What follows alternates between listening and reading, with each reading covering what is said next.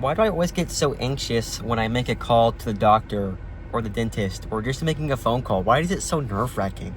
It's like I talk to a screen like almost every day. My job that I do requires me to talk to people.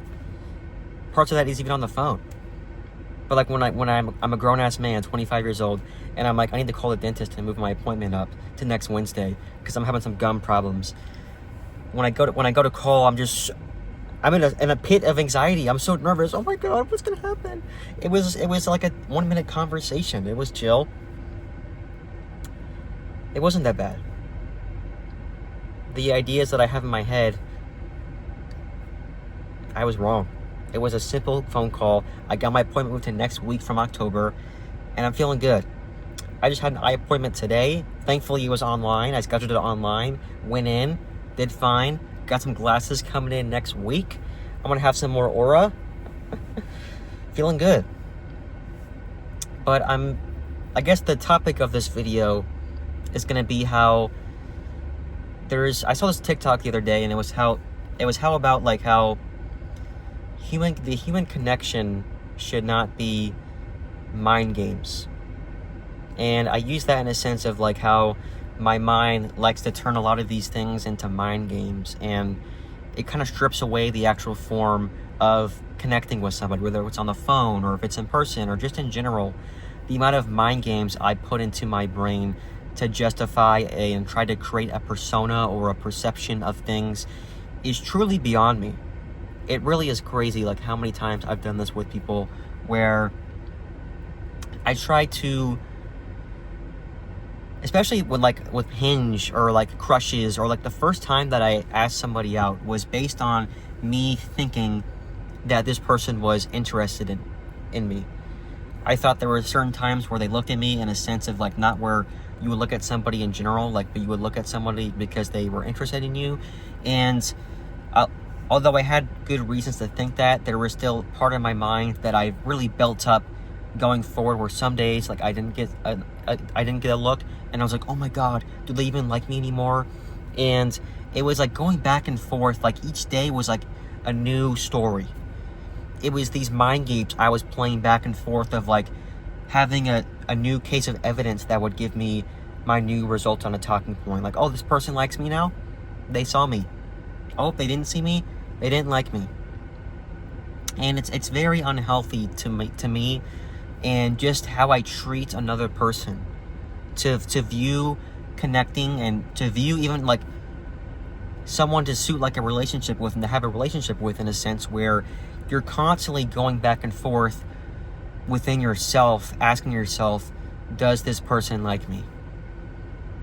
And I never really spoke to this person. That was the thing, is it was more just eye contact, maybe like a hey, but I never really like spoke to this person. So I was just kind of perpetuating this persona and like perspective of like, oh my God, this person likes me and I have feelings for this person and they like me back.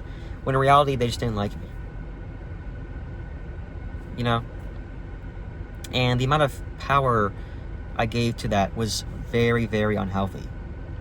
And I just don't think you need to ask yourself so many questions regarding if a person likes you. When they say that a crush is a lack of information, it's true. It really is true. There's been so many times where whenever I form a crush or whatever it is, and it's like, you know, one day goes good, the next day goes bad, and I'm going back and forth like, oh my God, does this person like me? Does this person like me? And I base so much like of my happiness and like my mental state, and like wondering like, oh my God, does this person like me? And within that, parts of me has kind of felt like I needed to be someone else to be liked. And so I'm trying to start up conversations and do things in a way that satisfies and pleases the other person, but it doesn't spike out of my curiosity for that person. It's mainly so I can get the other person talking, which I think is kind of different in the sense where you want to be curious about the other person because you generally are curious about the other person, but you don't want to just ask them questions solely based on trying to get them to talk, but you want them to talk to you, not at you, in my opinion. And I feel like a lot of times I can like start conversations just to be like, oh, it's just like not authentic. Like I can ask them the questions about those things, but am I generally like trying to learn about that person? Or am I trying to become somebody that would satisfy and please kind of like the conversation that is currently happening without this desire for like curiosity and getting to know that person and trying to go back and forth on a conversation? And there'll be some days where like maybe this person will talk to me more, or like, you know, I'll have a conversation more, and it's like, oh my God, they like me back, oh my God. When in reality, it's not the case. I'm not taking the conversations and the interactions with all these people who I've had interest in or had feelings for, I'm not taking them for what they were or for what they are. And instead, I'm skipping to the end of the game, I'm skipping to the end point, and I'm viewing these people in the lens of their potential of what they could be in my life, rather than for what they are at the moment. And I think because of that, it really skips over building up the feelings for someone and the actual connection with someone.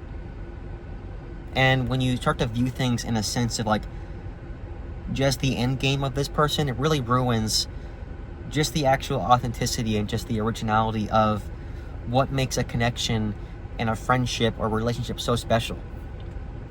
In terms of my friends that I have, most of them, I would say, I don't really have to question myself if they're my friends. Because I know, like, I can talk to them, and I know that I can hang out with them, and I can play games with them, and I can have a good time with them. And there will be times where they will talk to me, and I will talk to them, and it'll be a good time. So I shouldn't have to question myself so many different times on if this person likes me. I shouldn't. There should be a reciprocation in their desire to talk to me, just as if I want to talk to them. It shouldn't be like a one-sided thing where I'm like solely asking questions and then they're not really asking questions, or you're feeling like they really care about you or want to talk to you in that sense. And there's been so many times where like I think someone's a good person, or I think, you know, this person would be interested in me, but they just don't really, at the end of the day, they never really were curious about me. And that I shouldn't really take that as an insult on myself, but sometimes I do. And that's because when they kind of shatter my perception of who I want them to be, it hurts me in a sense, because I'm like, oh my God, do they even know me? And they didn't. They didn't know me. They didn't want to know me. And, you know, as much as you can let that hurt you, I think it's important to understand that not everybody is going to like you. You shouldn't have a sense of entitlement over anyone. You can have a different belief or opinion and like what their, you know, that whatever anybody's decision is in their lives, and be like, okay, I would do this differently, but it's not my decision to make. And I think there are especially a lot of men nowadays who like will ask for a woman's number and will be entitled to think that they deserve it because they're a nice guy or whatever excuse they'll come up with. I don't really see it that way. So if I get rejected, it's not really like a sense of like entitlement. Sure, it's upsetting, it's disappointing. Like when I get no likes on Hinge, like I'm upset because like nobody's gonna send me a like.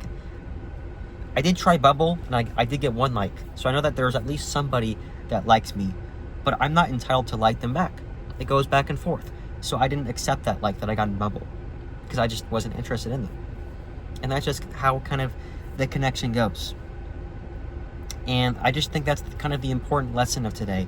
I made this video yesterday, but I did such a poor job of explaining it. I feel like I did a better job of explaining my feelings in this one, because I definitely think I can always do better talking, and I want to make sure that obviously I try to perfect how I say things, and that's kind of a big problem with always why I don't say the right things.